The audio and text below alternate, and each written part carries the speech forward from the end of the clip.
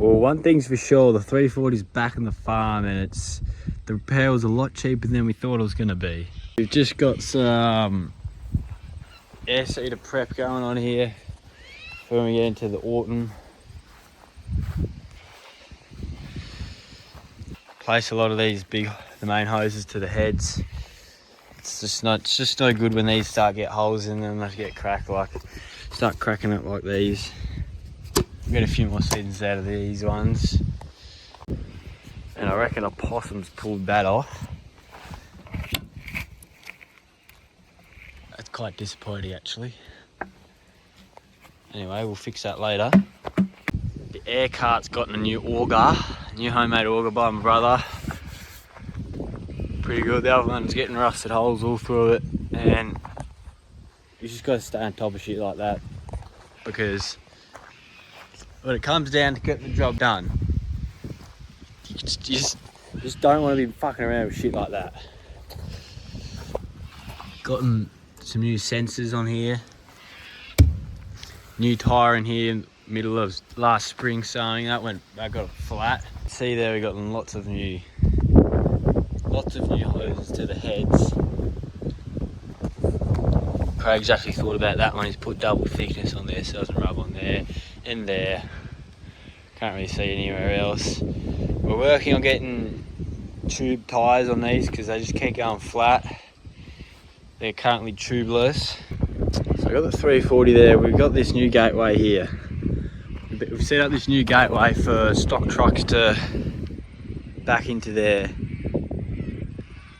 relatively comfortably, and we had concrete strata posts in here from 1960s and there as well, and concrete strata post that is 4 feet deep in the ground is one fucking stuck motherfucker. 40 obviously has linkage arms, 3-point linkage arms, and the cylinders are like that fucking thick. They're thicker, they're thick, and they're fucking strong. They can lift some shit. Yeah, that's a thick, strong cylinder that can lift some stuff. But your linkage arms only really have about a meter and a quarter of movement up and down. So we've got this little chain here that we were going to hook it up to and lift these big cement strainer posts out. But we had a bit of a problem.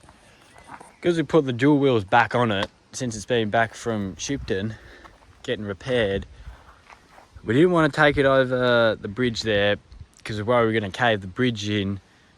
So we had to go around there, around the back of the shearing shed, and then the dual wheels would not fit through the gate. It only fits through a few of the gates, a few of the important gates to get out to the cropping paddocks.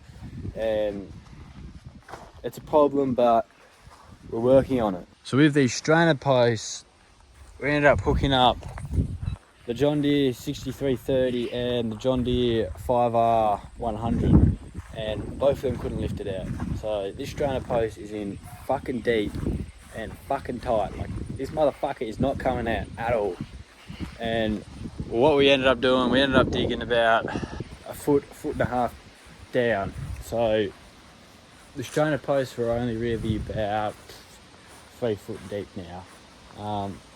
Anyway, we pulled it out with 2 loaders. So we didn't actually fully pull it out, we just broke it.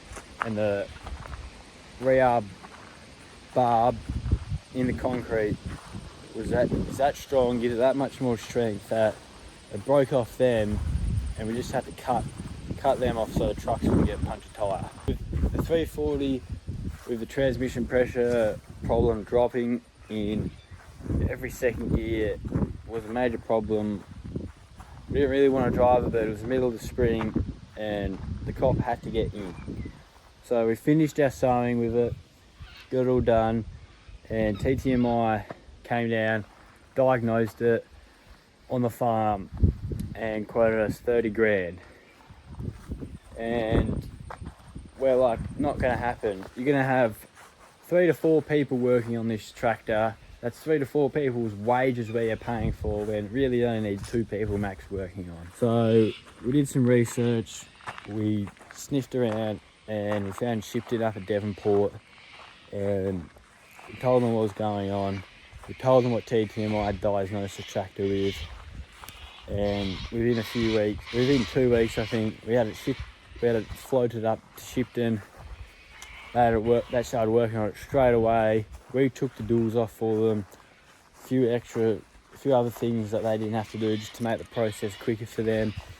And we got it back within about a month, which is a lot quicker than what we thought we were going to get it back in. And then it was about a week before we picked it up, we got the invoice. The scary invoice on how much this repair was going to cost, and we supposedly got quoted 30 grand, which is really a pretty big setback. That's going to take a lot of our harvest money away from us, etc, etc. But this invoice had everything in it. I had splitting the tractor in half, I had putting the jewels back on, I had putting new gaskets in the centre of the tractor. It had the whole job description, and it ended up only costing $1,300, which is, we didn't really believe it at first. We thought it was just like our first payment or some shit like that. But yep, $1,300 to get new gaskets in the middle of the tractor. Tractor got split in half. And that's the 340 is ready to go for a few more years.